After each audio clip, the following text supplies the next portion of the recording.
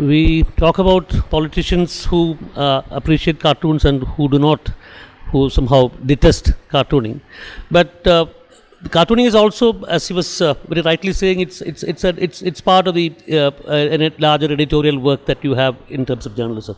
Have you seen or heard about any politician who, of course, is constantly featuring in cartoons, who can be kind of termed as a cartoon editor?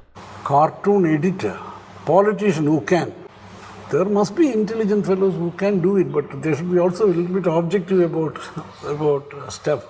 I can't readily think of somebody, but I don't think that politicians are dumb, and all politicians are not illiberal either. There can be good politicians who can be cartoon editors. Probably somebody like EMS Namboodiripad, when you did a cartoon on any subject other than left politics, could have been a cartoon editor. He understood the medium so well. As an outsider, his appreciation of cartooning when you had conversation with him was very high.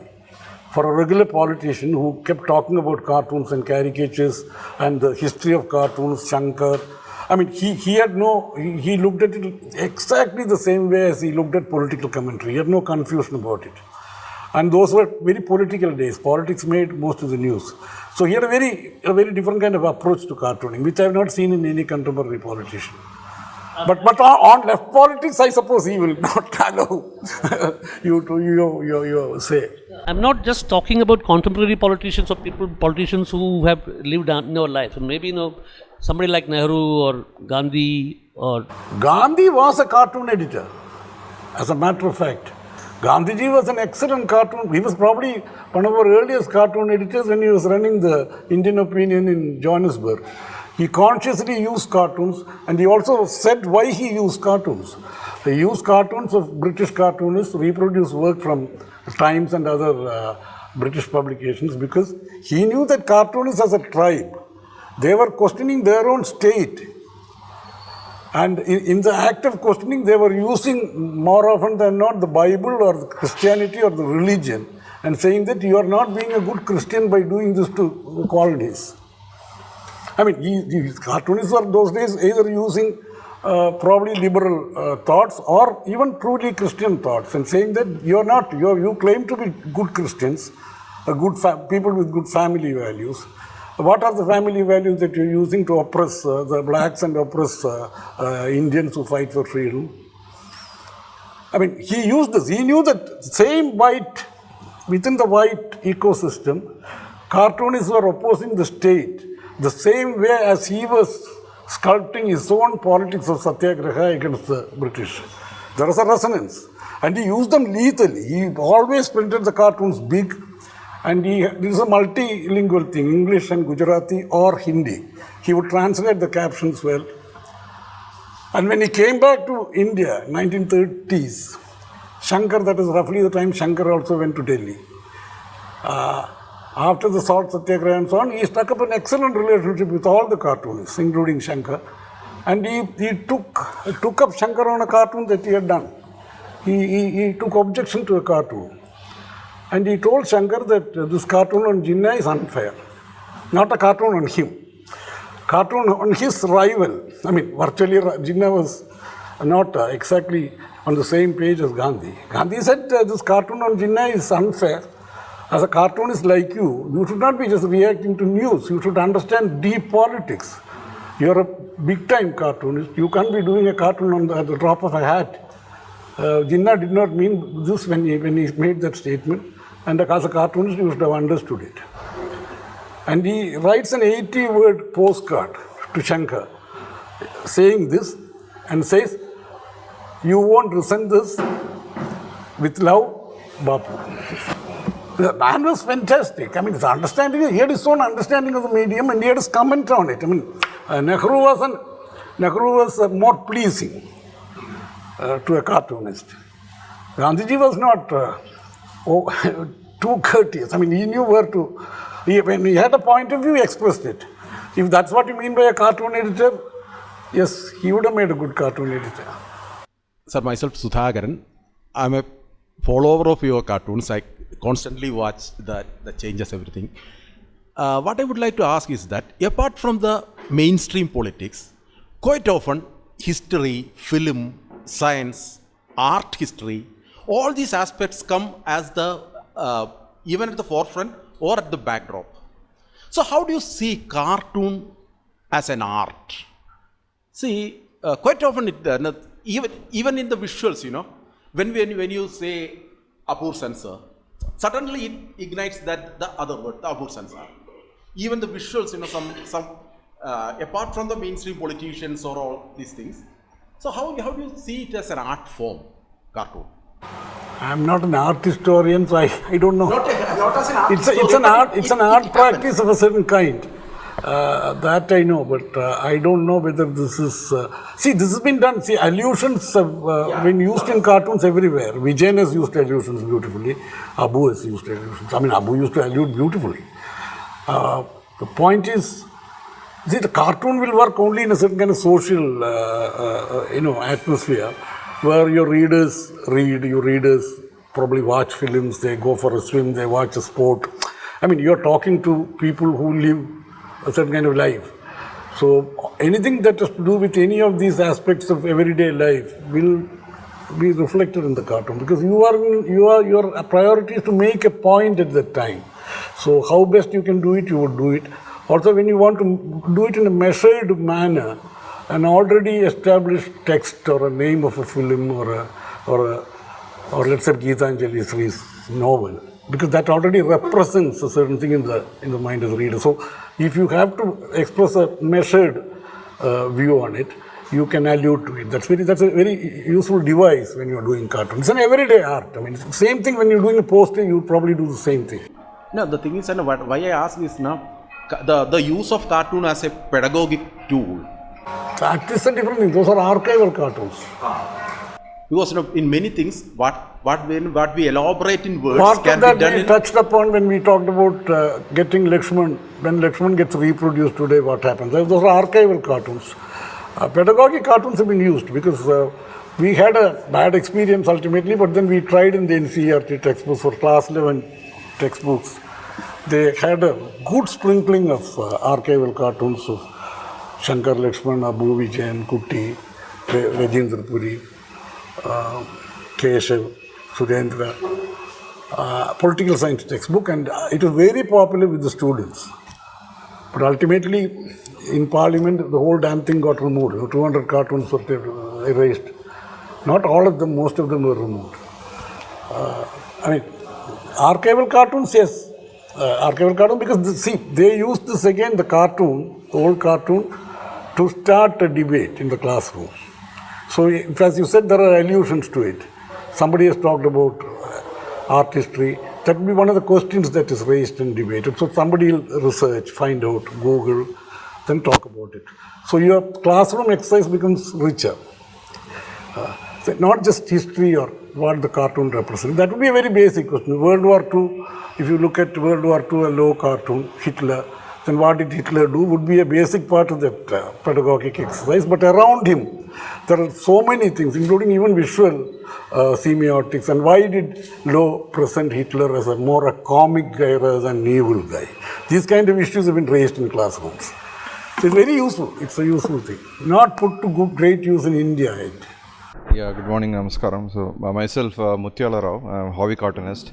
I just wanted to know who are inspirations or who influenced your cartooning style? Whom did you draw inspiration from? I grew up in the south in Kerala, and cartoon is a daily art. So it has to be somebody whom you have access to. Those were days long before the internet, so we looked at the day's newspapers.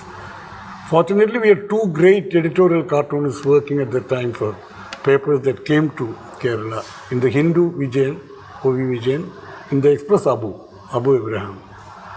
He was doing a daily pocket cartoon 6 days a week, plus his display cartoons. Vijayan would do only display cartoons.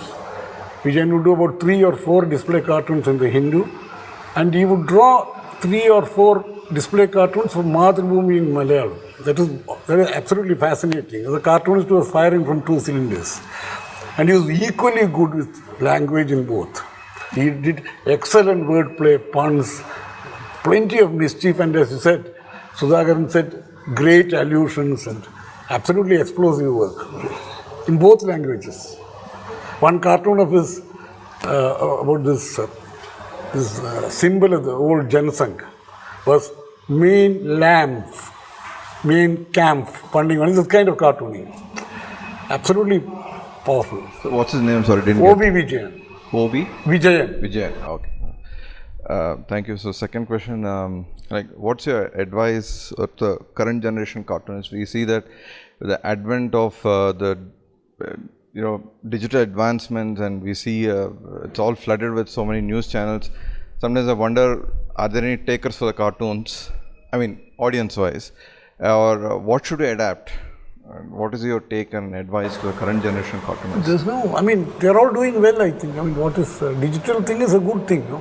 Okay. You can upload your own work. Earlier, you needed to have an editor to get your cartoon printed. Today, you can do it yourself. No, I mean the print media. Print is nothing sacrosanct about the print. Like Satish Acharya, most of his work, most of us see on the web. So why do you have to be totally dependent on the print? I don't think there's any need anymore. It's good. I mean, if you have a paper, that certainly makes an impact, but you don't have to do that. I mean, I think very soon, even print, half my readers in print from whom I get responses are people who read me on the web, e-paper, or in the Indian Express online. So print is no big deal anymore. It's good. I mean, if you have a paper like the Times of India, and if they feature your cartoon well, this matters again. If you go on shifting your cartoon from page to page and kick it around, then what is the point? So you draw them in digital, or you're still with pen and ink? I am with pen and ink most of the time. There are times when I do something on the iPad. I am Balakrishna, J. Balakrishna. I am a professor at University of Agricultural Sciences. And political cartoonists never had it easy. And political cartoonists are always the enemies of the ruling party. And also these days, the clash of particularly political ideologies, tolerance is waning. As a political cartoonist, do you advise any skills or art of survival for any budding cartoonist? Good question. Get your visas renewed. And if you have contacts abroad, get your visa renewed, learn to run, learn to swim, etc. I have no advice but actually, I don't think you're right that the tolerance is certainly going down. But then there are more and more politicians don't care about cartoons anymore, which I think is not a bad thing. But like in case of Mamata, where she No, that's not even a cartoon. People have forgotten. That is a graphic, some kind of a silly comment that was forwarded by a professor at the Jadavpur University. That case is still on, I was told, because I was in Calcutta last month. They said that case is still on. Under a chief minister who is supposedly fighting a prime minister who is supposed to be fascist or whatever. This is the state of this country. I'm Krishnan, member of Indian Institute of Cartoonists. Since the mic is with me for introducing myself, I will take the privilege to ask you one more question. And it is in sequence to what the previous question which he asked. Sir, how much of that you keep in mind when you are drawing a cartoon? Whether it will get critiqued or whether it will get rejected, or you will get a backlash of it, or whether you will end up fighting a case with Mamata Banerjee. How much of that plays in your mind when you're drawing a cartoon? Actually, when you're doing a cartoon, you can't think of anything else. It's a completely demands your attention, completely like they say, like the game of golf. Golf, they say that the best of players and the novice will make the same mistake if your mind strays even for a microsecond. I mean, the champion will behave as foolishly as a novice. Same thing with cartooning. When you are in the business of drawing a cartoon, you don't think of anything else. After you draw it, then maybe you will think that it won't work. In my case, I send it to my editors. I have an editorial filter. So I leave it to them to worry. My name is Vinayak Pai. I'm a chartered accountant and also a cartoonist. Since I got the mic, I got the privilege of one more question. Now, having had a look at the 11 sketches, which one would definitely love to see on your cartoons, but you have a minimalist style. So my question is, in your book you have referred to, there's a section where you have delved on the line printing process which was there once upon a time. So did that influence your style in terms of the minimalist style? No, my minimalist style largely came up much later. I didn't even consciously think of any style. When you start drawing, you somehow try to get the figure right and so on.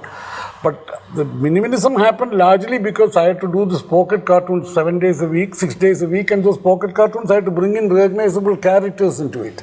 That's when the style got really minimal.